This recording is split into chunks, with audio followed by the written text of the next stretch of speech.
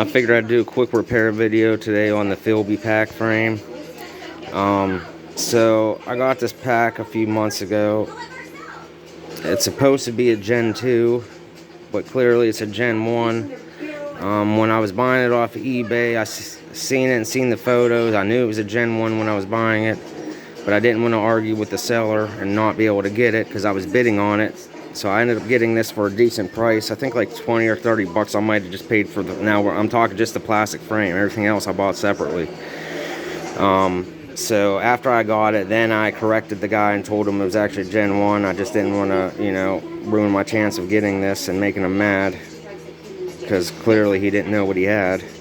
Because the Gen 2, these holes wouldn't be there. This is all solid. You know, it gives it a little more strength, so it won't snap on the sides like it just did. So I went on camping to West Virginia on the trails.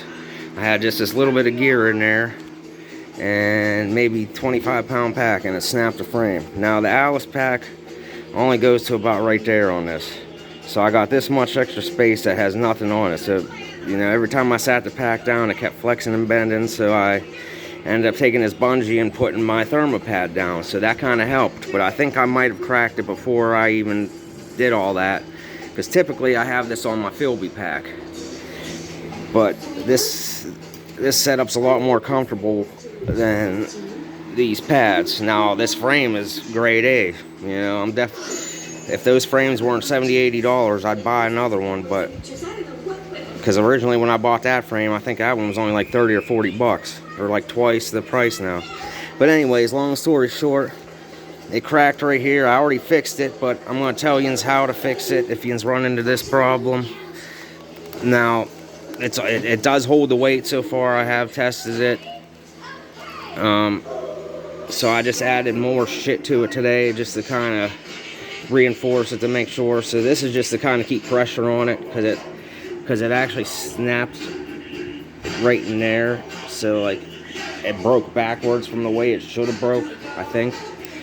I don't know where they typically break at, to be honest. I mean, I know this is one of the areas they typically break at, but I don't know if it breaks on this side or that side typically. But either way, it don't matter. So what I did was, I got this. It's plastic bonders from Loctite. Now this is the activator. This kind of cleans the surface, and when you put the glue down, it kind of starts to harden it almost instantly. I mean, you gotta give it 30 seconds, because if you do put it on, it will harden it instantly and it'll mess everything up. So, but it just kind of helps cure it a little bit better.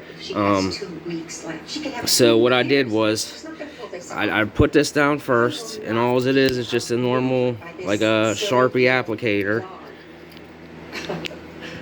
Left it dry. Put crazy glue down. Like typically there's Loctite glue that goes with this, but I don't have any more, and this works just as good, and it still cures. You know, this cures pretty much most super glues, this plastic junk. Anyway, so I put that down, left the layer dry, then I put another layer down, and then I used this tenacious tape. This is for the gear repair tape. Now this stuff's made out of Dyneema, and Dyneema is stronger than steel, it's stronger than Kevlar. So what I did was, see, I just cut little sections out of here. So there's a section there, so that way I didn't use up any of my tape on any of this. Well, at my actual patches, I just used, like, you know, extra stuff. So I put that down, got a nice seal on it, put a roller over it, got all the bubbles out nice and flat, left that dry. And then I put a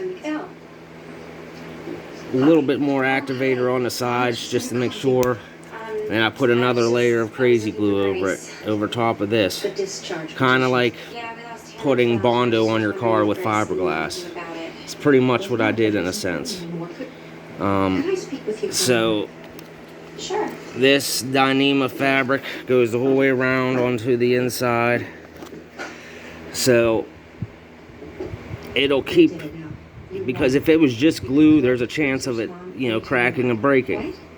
But now with this on here, it kind of gives it to where if it cracks or moves or anything, there's enough surface area to keep it from snapping again. So compared to just having a little line across the glue, I now widen the surface area and reinforce it to where it should not break there again. I mean, only time will tell, but theoretically, I should not have a problem there again. And I'm going to be running the right pack with it from now on too. So that could be done with most spots on this frame, because I know a lot of people have these frames.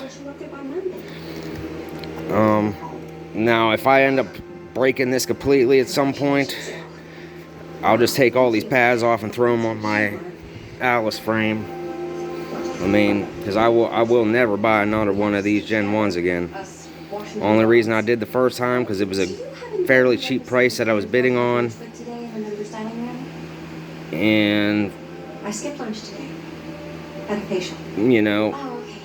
I figured the guy had Gen 2 up. I figured he knew what he was talking about and just had the wrong photo, so I kind of gave him benefit of the doubt also.